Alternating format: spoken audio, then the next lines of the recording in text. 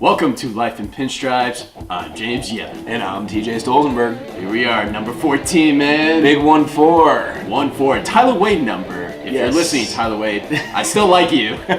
Tyler, if you're listening, which I know you're not, but I wish you were, keep doing what you're doing, man. You'll get a spot on the team. You'll get a spot on the team. I love you so much. Yes. Which leads me to, we gotta give the tip of the cap. Because it's been eating me alive. Right away! Louis Voigt. Luke. Also known as your AL Player of the Week. Not only that, he's on a 39, I repeat, 39 game get on base streak. Oh, he's been on base for a while. All of this season, since last season. The man is just doing his business out in the field. He's never on the bench. He's always on a base or in the field. Impressive. The dude's carrying the weight of this team right now. Oh, man. And with all the injuries going down, come on. We needed some leader to step up. And then Aaron Judge decided, I'm going to have a hit pointer or whatever the heck happened to him. Oblique! Ow! But I will say, Luke, you have stepped up, man. I'm going to read off those stats that you found for me. Oh, yes. Give the man some credit. This week, the reason why a tip of the cap of the week goes to Luke Voigt. He's batting .433. I repeat, .433. Do you hear that, Ted Williams? He's getting you. He has 13 hits, 12 walks. He's been on base 25 times in 7 days. That's insane. He's got 4 homers and 10 RBIs. He's leading with power. He's leading with mad flow. My God, that faux hawk he has with that hard part. Wow. And might I say, the chains that go nonetheless just makes it look all the better when he has that home run swing with that little whoop, Sammy Sosa hop. The Sammy Sosa hop is literally the thing that always sticks out for me. It's beautiful. It's like you're saying he hits, there's a little hop, and you're like, yeah, you knew he got it. But dude, Luke is not a fluke. Luke ain't no fluke, ladies and gentlemen. Look. End of last year, people were saying, like, this is the Luke we know. Because he was hot early and then faded. And then he got hot again. Now, Aaron Boone even said it. He's picked up right where he left off. He's showing he's a true professional. This is what he's all about. He's about power to all fields, especially when he's hitting to center and right center. He said it himself in an interview with Meredith Marakovitz. Love her, by the way. Oh, yeah, she's fantastic. In an interview with her, he's like, I'm at my best when I keep my approach simple, center, right center, and if all of a sudden he's a little early on it, boom, he pulls it a little bit, and it's still powerful. See, that's one of the problems he had when he went on that cold streak in the beginning of the season. He tried to pull everything. I'm like, dude, why would you pull everything if your sweet spot is to center he can have and right power center? To right center, and the approach is the reason why. Approach gives you time to see the ball deep if it's a off-speed pitch, a changeup. If you're early on it, you'll still keep it in play and hit it with power. If your approach is to hit a fastball to right center, then you can see everything longer, deeper, and make a better choice. You're also automatically a better hitter if you hit it to right center or center. If you're a right-handed batter, you shouldn't be pulling all the time. You should be using all the fields. That also goes for the lefties, too. And DJ LeMahieu. Well, first off, before we get into DJ, I want to say Luke Voigt, tip of the cap. Neither of us are wearing one, but I don't want to ruin the coiffed hair that you always like to talk about. Coiffed. DJ, want a quick little sub tip of the cap to DJ LeMahieu. Ladies and gentlemen, Yankee fans across the world had a space missing in their heart when we missed our big man, Derek Jeter. Of course, yes. We've needed a DJ to replace him. And my God, does DJ LeMahieu fit the bill? I will say the man also hits to all fields with power. And, dear Lord, how under the radar is this guy? I also have to say this too. Remember when you guys wanted Manny Machado or Bryce Harper? Yeah. Have you looked at his stats recently? What are those stats again? So today I decided to do a little research, and Manny Machado is batting .242 with... Excuse me, I just threw up in my mouth a little bit. 4 home runs and 12 RBIs. I'm sorry. Luke had that this week. In 1 week altogether, he had like a total... He had 4 home runs this week! That's the beginning of the notebook toss. You love doing that. Oh yeah, it's such a dramatic flair. But anyway, Luke Voigt has many home runs this week than Manny Machado had all season. $300 million. Boop. How much is Luke Voigt getting paid? Not that much. Probably a nickel right now, by the way he's Nickel and playing. dime. A nickel and a dime right now. I will say this, though. He is right. Bryce Harper's only batting like 250, has 6 homers and 20 RBIs? 20 RBIs. His on-base percentage is pretty good, though. But they did get paid $335 million or something like that. Let's just say that Good grief. their payrolls this year cost an arm, a lung, a leg, pretty much any part of the body. And that's going to lead us into something. Oh, yeah? It is. What are we talking about? Things like arms and bodies and legs being thrown everywhere. We're going to make a little Game of Thrones comparison to the current NBA playoffs. Ooh! Yes. Ladies and gentlemen, I am caught up to the season. I haven't seen what's happened this season. We're not spoilers. We're not going to say anything. No, we're not going to be one of those people where you're just going to randomly go to a random section on the media, Twitter, Facebook, and we're just going to say, this happened. Why do that? Why? All right. So I had this discussion a little bit earlier. I also watched the Michael K show when they were also talking about what happened in last night's episode of Game of Thrones. No. And don't spoil it. Yeah. What do you get out of it? Seriously. What really happens is yes, you might have had such an amazing moment and you want to share that since you saw it and you want to connect with others on that. But it's a new tundra with all these things happening. It's a new social media tundra we're not used to. You're now taking that away, that initial aha moment for someone who would have had it, and instead they're expecting it. It happens. Crap. Ruined. Look, here's the thing. It's like, what do you get out of it? Do you think you're the Lord and Savior of the world? No, you're actually a pretentious douchebag for doing that. We're taking risks, ladies and gentlemen. We're saying some words today. Yeah. We're a little upset. Oh, yeah, just a little explicit content. If you're watching this or listening to this, it's possibly rated PG-13 or rated R. We're going to go with PG-13 because Mostly PG-13. I promised my mother. She was upset about the Yankee Stadium poop shirt story. What? Oh, come on. That's the wasn't- story of the ages The story right of the there. ages. The story's good. What she didn't like was that we're talking to the world, and I'm telling the world I committed a crime.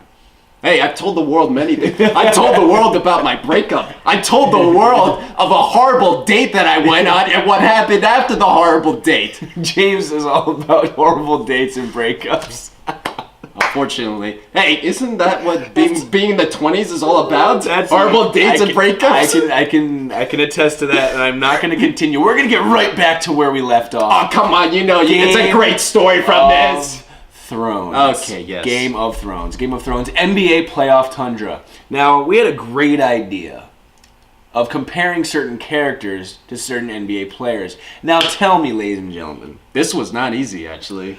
Golden State is the army of the dead. Or should I say the undead. Kevin Durant is clearly the Night King. He is taking over everything. He just cannot be stopped and has not been stopped yet. And his team is a bunch of their minions. Now, I don't even want to say anything. Like, it's hard to not say the Game of Thrones stuff, like them getting through the wall. If you've seen. If you've seen season 7. Otherwise, sorry. Sorry. I don't think that's going to ruin it because I don't think you heard what I said, hopefully. Okay. Anywho, yeah. King Durant. He's the king of the undead. It's also because Kevin Durant is ice cold. Ice water in the man's veins. He says, you know who I am. He says that last week. You know who I am. I'm Kevin Durant. Goes out there and does what Kevin Durant does. Each game's been 35 plus, 35, 40, 50. The man is a machine. He's unstoppable just like the Night King. And you hate him, but you like when he's on TV. Oh, of course. Just like the Night King. You are terrified of him, but you can't look away when he's there. Absolutely not. How perfect was that? I was very perfect. His last performance before the Rockets, 38 points in the first half against the Clippers. When he needed to. Finished the game with 50. I call that clutch. Clutch. So clutch. Just like throwing a dagger through a dragon. Yes, exactly. But we gotta think of the positive side of things now. The rest of the field is the rest of Westeros. Pretty much, yeah. The rest of the field needs to band together. and try to take down the Warriors, who are, it's all or nothing against the Undead. Especially since it's the final season. Yes, it's the final season, and it might be the final season for the Warriors too, because KD might be going bye-bye, Klay Thompson might be going bye-bye. Depends on, here's the thing, they may stay depending on what happens this year. Yeah. Think about it. If you win another championship, why would you want to leave? Well, that's a good question, but I'm going to have to actually take the opposite side. If KD gets another championship, it's not going to be fun anymore for him. He's already going to have the rings now, 3 of them. And if he gets that, he's going to want to finally try to do what LeBron's done. Go back home. Maybe he comes to New York. He's not going to go back to OKC. He's not going to OKC. But if he does, what I mean by home is go back to somewhere that stinks and rebuild it and make it win a championship and prove you can be the best player in the world, whether you're on a good team or a bad team. I heard Brooklyn needs a guy there. Yeah. Think about it. But as exciting as New York is to go play, people want to play in the Garden, I hate to say. Of course they want to play in the Garden. But they don't want James Dolan as an owner. So Brooklyn still could be somebody. Possibly, although they're interested in Tobias Harris and guys like that. But anyway, back to the Game of Thrones. As exciting as Tobias Harris news is... Back to the Game of Thrones stuff, because that is the most exciting out of all of them. Boston's Kyrie Irving is Jon Snow. Oh, yeah, it is his time. Jon Snow, perhaps next for the throne. We'll see what happens. You love him. It's playoff time. It's go time. It's war time. It's let's get this done time. And Kyrie, guess what? Boston is 5-0 since starting their playoff run. That is true. All season long, it was, what the heck is going on here, Boston? And they still got a 4 seed. And Kyrie, you are leading a squad of nobodies, in a way. And that's who Jon Snow is. He gathers people. He rallies people. He builds a team. And Kyrie is the final sword through the chest. The man is playing lights out, and it is his time to shine, playoff time. Let's go. See, this is the guy that the Celtics have been waiting for a very, very long time. Yeah. Because he didn't play at all last year because he was injured. Now he's actually getting a chance to play, and he's been dominating. They swept the Indiana Pacers, and they beat the Bucks on their road, on their home turf. Yeah. That never happens. No. And the Bucks, for the first time in the year, were like, oh. They felt human. And speaking of human and Bucks, someone who's not very human, the Greek freak, is clearly Daenerys Targaryen and her dragons. They're beasts. Antetokounmpo is a beast. He is a freak of nature. I still have him as MVP this year. I love him, but just like one of the dragons being taken, they are not undefeatable. Last night, Al Horford, for crying out loud. I'm just saying, Al Horford, the double block, he blocked Antetokounmpo twice in 2 seconds. Oh my goodness. Antetokounmpo was 7 of 20 shooting. He doesn't have that night. MVPs don't have that night. So I don't know. He might still be MVP, but MVPs don't do that. KD is acting more like an MVP. You never have a night below 30 when you need to. You also got to think of it this way. Antetokounmpo led a group of guys to 60 wins. No other NBA team has done that year, besides the Bucks. Just like the Dothraki, when originally Daenerys was leading a bunch of nobodies. Hey, how's that comparison? We're pretty solid. We're 2 for 2 on comparisons. Yeah. Oh, it's only bound to get better. Oh, I can't wait. Anyway, Philadelphia's Joel Embiid is. I hate you, dude. I hate you. And you know who I hate? Euron Greyjoy. Everybody hates Euron Greyjoy. He's just that slimy guy who yes, he is in the line for the throne, and he's nasty. But dear God, the Ironborn, they're just over there, and you're just but Euron, you did it in such a sleazy way. Joel Embiid, you're kind of Euron Greyjoy to me. I don't like you. Clearly, that Nets series was also very Euron Greyjoy. And yes, very. Didn't have much joy in that. There was no joy in that. Anyway, we're going to move on before we start to break out into laughter for the next 5 minutes. Portland's Damian Lillard is clearly Arya. You tell me why. Arya. Not a lot of people. Arya is underrated. Very understated. Damian Lillard. very underrated. Very underspoken. That 3-pointer against OKC. Ooh, very below the radar, but that 3-pointer, that more have been should have a 5-pointer because he took a 50-foot shot. It was almost as cold as the Night King, in a way. Or as Dagger, the little beep.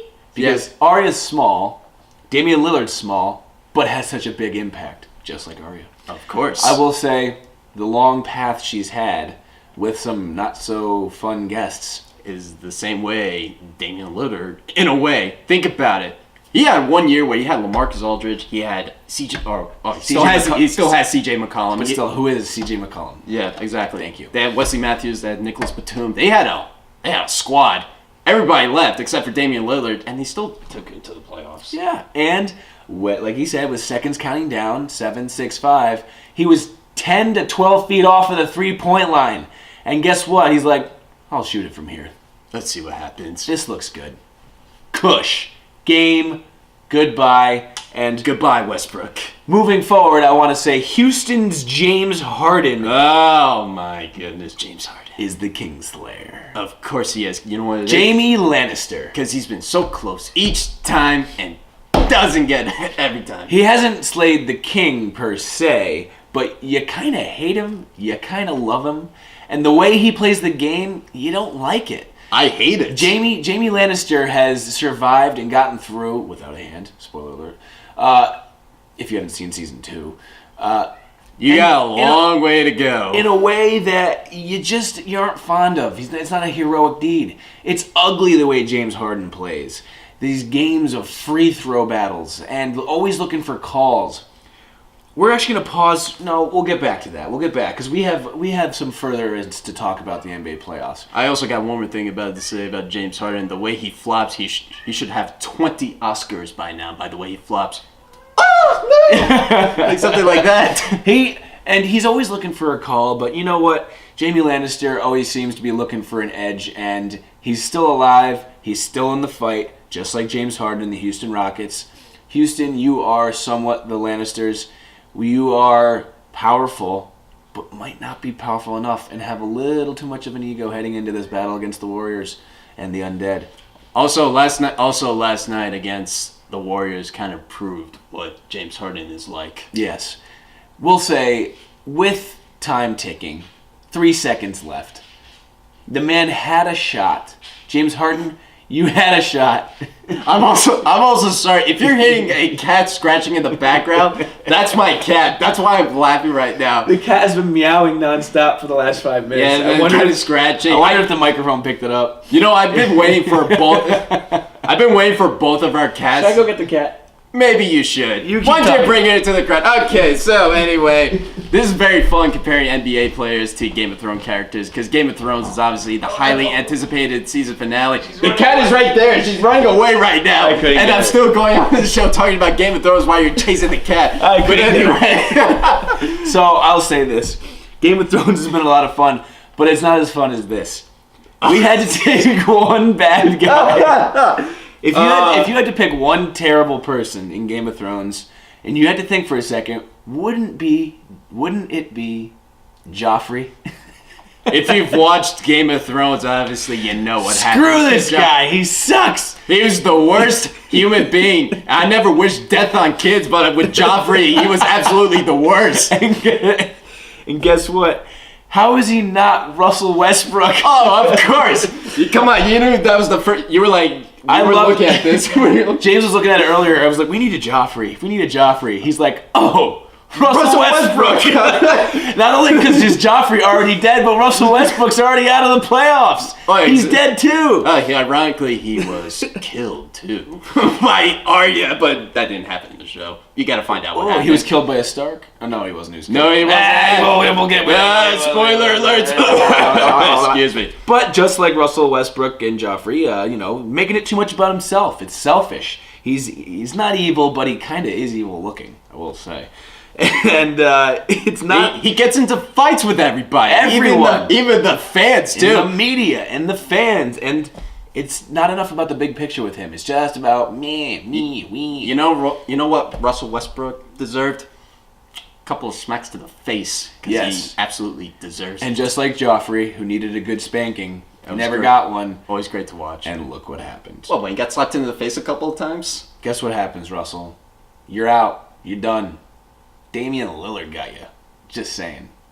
I'm just going to keep it that way. You know what's funny? We were talking... But back... I want to say back... Wait, what were you going to say? No, because you went straight to Game of Thrones. You didn't talk about the Avengers because we were talking about the Yankees. We're going to go to the Avengers. We have time. Come on, you know I'm a huge Avengers guy. I know, but let's take our time because we were talking about James Harden there. I just want to say, James Harden, the other night, you had a shot to tie the game. Enough with this free throw crap. You could say bad words. Just say it. You know you want it. We're not saying bad words. I already said one, so... No, you didn't. Douchebag is just kind of like saying the word cuss. Okay, but anyway, speaking of douchebags, James Harden. James Harden. Shut up. You had with all the missed... Okay, I'm going to say what he's quoted to saying at the end of the game. I just want a fair chance. I want the game called how it's supposed to be called. All right.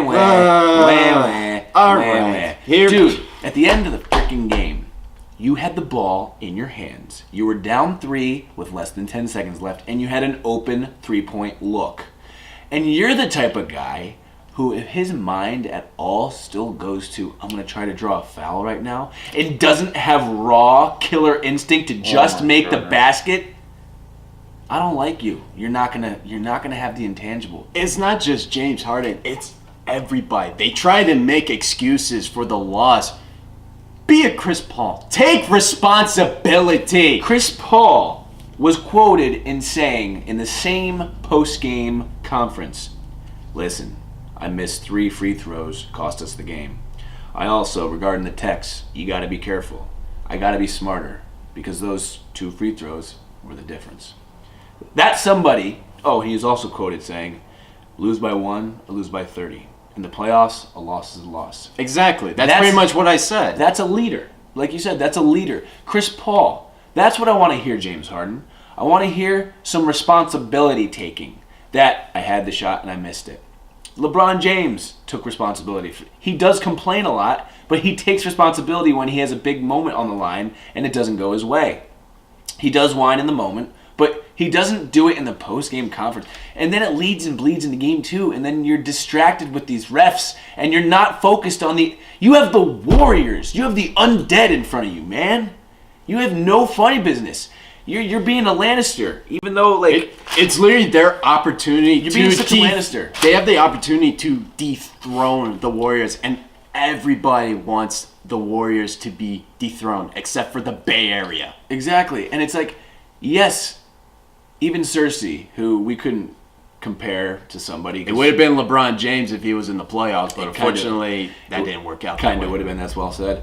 But the Lannisters were quoted, and Cersei was quoted saying, that's a spoiler, I shouldn't say that. What? The fact that let everyone else kill each other. Okay. Moving on. NBA. James, no hero in sports. By the way, this is to James Harden. Yeah, I was about to say. Not LeBron. Not me, James. Not this James. No hero in sports gets famous for not taking responsibility. It's the way you... I missed the shot. That's all you say. I missed the shot. I played like crap. I didn't lead the team to success. A loss is a loss. Lose 1, lose 30, lose 95. Loss is a loss, even in the playoffs. LeBron James at least backs it in crunch time. He might make the shot, he might miss it, but he'll say, it's my job. My job as a leader. James Harden, you don't have to be the leader. Chris Paul can be the leader of that team, but you have to be the leader when it's basketball time. When it's clock ticking, whose hands is it going to be in? Let's be honest. James, make the shot. Don't look for fouls. That's honestly... Also, I was happy how he was trying to, he did a step back, then lean forward, trying to step on a guy and try to get the foul. I'm surprised you didn't notice I just swore. I didn't even notice that. I really... You said that so quietly. I tapped the brakes because I was worried about saying the word puss, but I kind of ended it with a bad word, so maybe you should bleep that out. I'll look back into it. Or maybe not. Maybe we're a little angry, and maybe we're gonna go. We're just passionate sports fans. I know. I'm sorry. I didn't mean to. Why are you sorry? This is our job, by the way. You know if you think about it. You know who else is pretty sorry? Who? Giants fans. Moving on No. to the NFL draft. Oh man, this is a sore topic for Giants fans. Daniel Jones with the number 6 pick in the first round. I had to say this. Who the hell is Daniel Jones? Look, Let me tell you who he is. Hold on real quick. He's a guy who had 2 touchdowns and 9 interceptions against the Virginia Cavaliers football team, not basketball. Okay, here's the thing. When I heard, so I was watching the NFL draft. Number 6, I'm like, ooh, Giants. I'm like, ooh, there's so many guys on defense because we need a brand new defense because literally everything is completely falling apart. The Giants were once founded on aggressive defensive ends. Yeah, and now we're founded by Daniel Jones. He keeps wanting to say John Daniels. I'm like, who's John Daniels? All right, Daniel Jones. What the actual...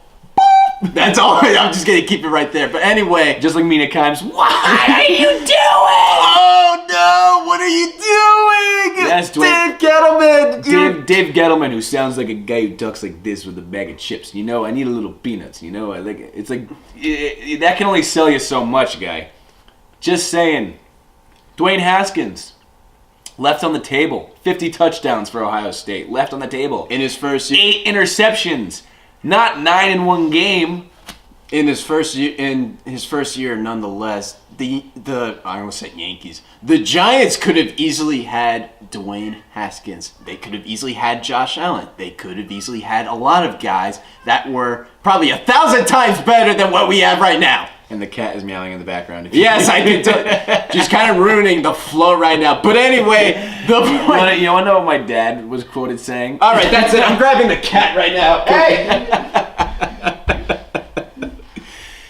My dad was quoted saying, and it made a lot of sense, and the cat is distracting me, so I don't quite... Bring him on. I'm bringing her on right now. No.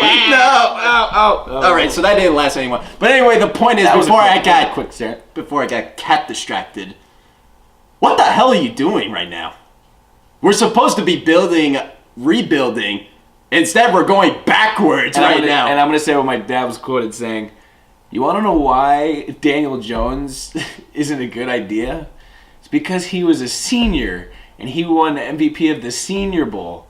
If you're a senior quarterback, that means you weren't good enough to get picked for 3 years prior to that. Like a Dwayne Haskins. Just saying. All the evidence supports that this was a terrible pick. I think,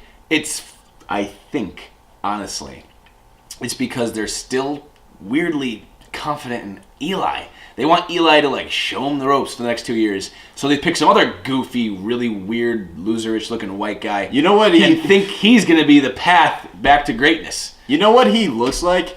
He looks like if he played Eli in a Giants disastrous movie.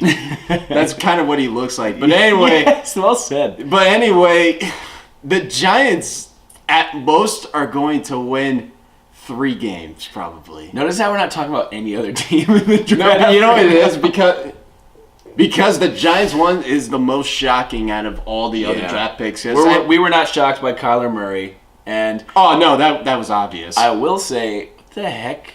The Dolphins, they came away with a little small victory there. They have a quarterback now. They have Josh Rosen. Good for them. It's his second opportunity for He's him. the number 10 pick in the prior draft. It's like getting a number one pick in the 62nd pick or whatever they ended up trading him in. Did they not trust in Josh Rosen or something like that? I don't know why they decided. I think it's more the Cliff Kingsbury coach coming in who has worked with the style and likes of a number 1 pick whose name is eluding me.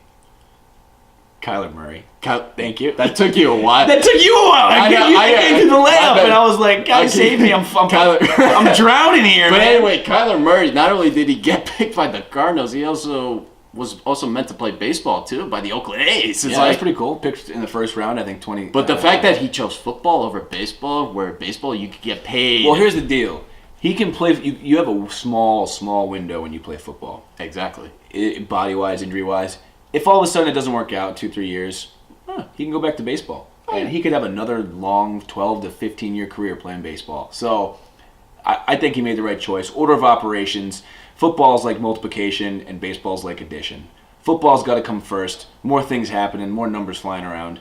And wow, I was just impressed by my own metaphor, so I digress. I digress. That's not really digressing if you just came up with a metaphor of your own. But anyway. But speaking of awesome things, and I will say this, Cliff Kingsbury, Kyler Murray, I am excited to see what you guys can do in the NFL. I want to see if that West Coast throw pass athlete for a quarterback option works in the NFL with every defender being faster than wide receivers that he was throwing to at Oklahoma. He still has Larry Fitzgerald, who's getting a little bit older. Larry Fitz, baby! And also David Johnson, too, the running back. Who's pretty solid, too. So, and they've got pieces. And so Arizona... It's going to take some time. You had a very chokey McChoke season last year, but you're back. I feel like they've been having but chokey McChoke since they lost Super Bowl 43 a while ago. Yeah. And so I think we should go into... We're going to talk about our... Avengers? So if you weren't caught up about what happened last weekend, you must be living under a rock. So if you may know... The last movie of the Infinity Saga, the 22nd Marvel Cinematic Universe movie, Avengers Endgame, came out on Friday. $1.2 billion in one weekend. 1.2 billion with a B. Not M, B. 1.2 billion in the first opening box office weekend. I was also... What? I was one of those $1.2 billion. I was not, so we're not... So that's proof he's not going to do any spoilers, so... It was a great movie, though. He swore! He swore! There you go, see? You have to beep it out. I know I do. We should even break the 19th wall and say why we're worried about beeping out or not. Why are we going to beep? Why are we going to that might seal our own fate if I know. If I say why. Yeah, I know. Because we're still on Roku. Oh man. Okay, let's see what goes on with that. But anyway, we're gonna go back. Roku will understand what I'm saying. Hopefully they do. But anyway, yes, Avengers Endgame came out.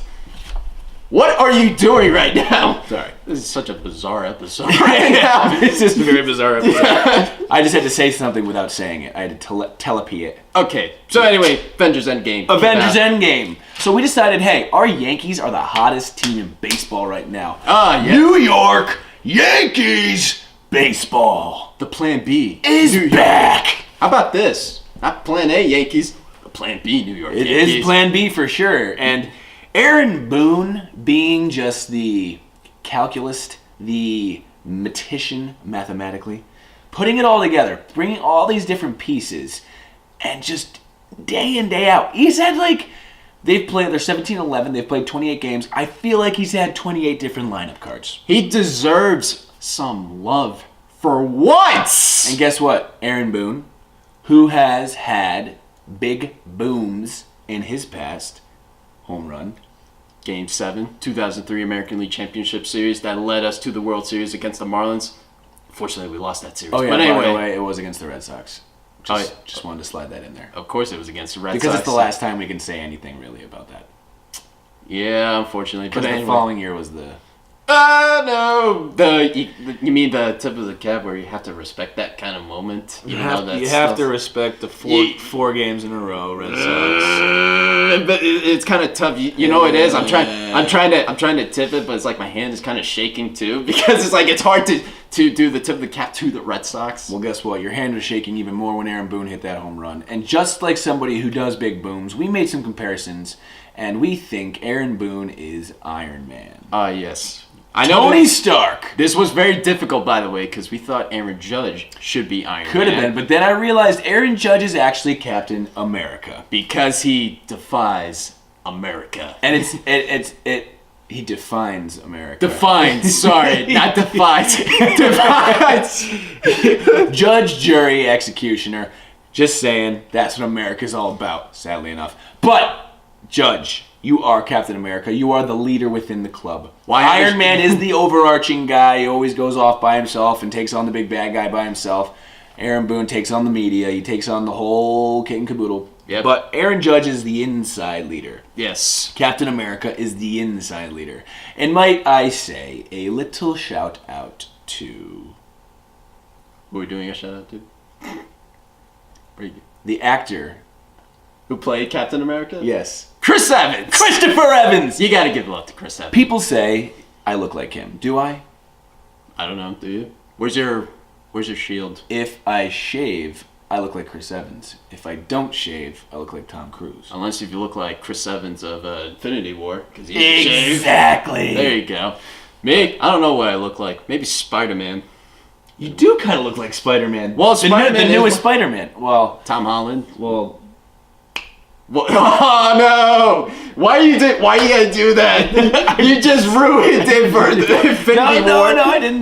Nobody knows what that is. Okay. Go watch Infinity. Go watch Infinity War. Go watch Infinity War. That Infinity War. If you have Netflix, go watch it. It's on Netflix. It's awesome. It's Sauce. so good. Even people that don't like Marvel. I was left have like watched this. Jaw dropped. I was sad. I saw it twice in the theaters last year. Oh man, I wish I saw it in theaters. That was banging. But I saw it in Netflix by myself and got to freak out all on my own. That was so much fun, by the way. Yes, absolutely. Moving down the list of our Avengers, aka Yankees, Gary Sanchez has to be Thor. The strongest Avenger. Especially after how far the home runs were going this past weekend against the San Francisco Giants. I thought he was gonna hit towards the Bay Bridge, by the way. And I've always had one little side note here. One little problem with the home run measuring footage. Oh. Here's my problem. Yes, it said Gary Sanchez hit a 431-foot home run. That looked like he hit like 500 feet. But here's my issue. The stadium stairs go up in a diagonal fashion. The ball travels and they stop counting it when it lands, but it technically would have gone much further. You understand what I'm saying? The projected distance, I think that's what's I kind of wish throwing you off. I wish they used projected distance. It would be a solid 475-foot home run, I think. That's something that always bothered me. Like the home run distances, they're not exact. It's like each stadium's also built differently, so they stop counting it when it hits something. I just don't like that. I completely understand, especially because they looked further than 430 foot. Oh yeah, no. One of them was gonna go 450, 490. One of them almost hit the glove in left center field. And that's how far he hit 500 that. feet away. That's a bomb. So strength, Gary friggin' Sanchez. He's got a hammer with the bat. Yes, he does. Now, he is a little slow and lackadaisical behind the plate, so that also kind of fits Thor just a little bit. Just not slow, but kind of goofy. He's working on it right He's now. a little airy-heady. I know, but Thor's great. Someone even bigger. Yes, The Incredible Hulk has to be the AL Player of the Week. Louis Voigt. Dude, come on. He's big. Yeah, I'm pretty sure if he gets bigger, he'll probably turn green. And also, Luke Voigt is jacked. He is very jacked. The dude hits it every... I don't know if you watched this earlier. We talked about how Luke Voigt generates so much power with his humongous physique. Hits it everywhere. Not only hits for home runs, hits for batting average. The Sammy Sosa hop. The dude is doing it all. He's the Hulk. He's the all-star. So He's an strong, all-star. so muscular, so massive. The man's a thick, beautiful hunk of meat. I just gotta say, his hairstyle, his flow is just so good. His chains just casually just fly. He has like 19 chains on. And he swings, like all of them flail in a different direction. And then he just like kind of stands on base, just like chilling slowly, knowing he looks good and knowing he looks good doing it. So, we say Luke Voigt is the Hulk. Besides the Didi Gregorius trade, this has been a steal for Brian Cashman. Look what he gave up to get Voigt. Yeah, who was that? Jason Shreve and Giovanni Gallegos, who a bunch of nobodies. Gallego. Who are you? Bunch of terrible relievers. Jason Shreve, some okay lefty. Thanks for your stopping by, New York, because you got us Luke, who's probably going to be the future first baseman, because I think it's the end of Greg Burns. We were saying this. I think it might be the end of Greg Bird. As much as I wanted Greg Bird, I wanted him to be good. I wanted him. You have to be on the field, man. You have to not be hurt, guy. You know what it is? He hyped us up so much. It's almost like if you go out to a nice restaurant, you get the most hyped up menu or food on the menu, and it's disappointing. That's what Greg Bird was. That's so true. Well said. He is the a la dish cart of the week, or whatever you want to call it. He was the leftover. The special of the week. He was the leftover, sadly. James is killing it today. It was unfortunate. I'm sorry, Greg Bird. I think your time in New York has probably ran out. And Luke, keep doing what you're doing. I'll be okay with losing Bird. Bye-bye, Birdie. Sadly, sorry. I don't even miss him. That's how bad it is. I know, me neither. And he was our guy. Like, we love him. He was supposed to be the guy. He was the lefty bat. Right at Yankee Stadium. Short porch. He hit the home run off of Andrew Miller in the playoffs a couple of years ago. And you're like, okay, this is definitely the start of the Greg Bird we definitely wanted to see. And the Bird died. The Bird died. Well, we're going to move forward. Speaking of Bird dying, that's a terrible segment. I'm sorry. Black Widow. Black Widow has got to be Gleyber Torres. Yeah, Gleyber Torres. Just the sexiest guy in the team. And might I say, Black Widow, Scarlett Johansson. Woo! Oof. I know, it's... My goodness. She's still got it, whatever. She's never lost it. No, definitely not. Never lost. Damn, girl. Just say that's all we're gonna say. Gleyber Torres, you look good doing whatever you're doing, guy. You've got a faux hockey thing going on too, but what I like better is your numbers. You are so consistent. You've been the one consistent Yankee, not hurt, playing every day. Playing yeah. second base, playing He's shortstop. batted everywhere from second to ninth to eighth. He was the 4-hitter the other day. Yep. Because we have such a depleted lineup. So, I will say, Gleyber Day, keep doing your thing. Also, another steal by Brian Cashman. We got him for Chapman. Then Chapman that offseason came back. Hey. That's right. Gleyber was on the Cubbies. He was on the Cubs. Then we traded him for Chapman back in 2016. That's right. Chapman won the World Series. Came back with How about that? That was the steal. And Hawkeye. The overlooked Avenger. The overlooked Avenger has to be DJ LeMahieu. Beast, boss, M-effing monster. The dude is just absolutely... And like I said, you guys wanted Manny Machado. We got DJ LeMahieu. DJ LeMahieu was nasty in Colorado. Completely under the radar. Not seen by anybody. Won a batting title. He did all those things. Yeah, and good grief, he hits with pop. The dude as we said last week, to all fields. The dude is smooth. Yeah, too. Smooth. And he did foul a ball off his knees. Got right knee inflammation. That'll go away hopefully in 3-4 days. He's day to day. I'm not worried. I did take him out of my fantasy lineup because he deserves a break. And the cat is meowing again. And I think that's a perfect timing to say, hey, we're not going to cut these episodes short, per se. No. But 45 minutes is kind of a good, perfect, sweet spot. Yes. You know what I'm thinking? I totally agree. But I think we should talk about one last thing. What? 17-11 with the Plan B Yankees. Oh. 17-11. You think it'd be the other way around. You think we'd be 11-17. Absolutely. Another tip of the cap to the leader, Aaron Boone. And you got to give some love to him. Good grief. I don't care what you say about him. Yeah, I understand also, what he did last year. What a post-game interviewer. God, I listened to his post-game. I love, by the way, these late-night games. Because I get to watch them with my bar life and being a bartender and coming home late. It's difficult for me. The game is starting when I get home. You're already in bed. That stinks. But I get to watch it. I'm loving it so much that I'm watching the post-game interview, for crying out loud. Also, you're very close to your prediction of what our record is going to be on the road trip. But it's actually 9 games, not 10. We are 7-1 on the road trip. And what did I say we'd be? 7. No, you said 8-2. Mm-hmm. But we actually may be 8-1 or 7-2. So let's not lose the next game and make me right. Prove me wrong, Yankees. Well, tomorrow. Prove me wrong. Tomorrow, Tanaka, Greinke is going to be a good. That's going to be a fun one. That's going to be a good one. Fun pitching matchup. I like that. You know what's also fun? I think we should talk about what happened at the end of the Avengers Endgame. Oh man, but you didn't see it. Well, Well, but you want me to tell you what happened. Can you tell me what happened? Okay, so basically what happened was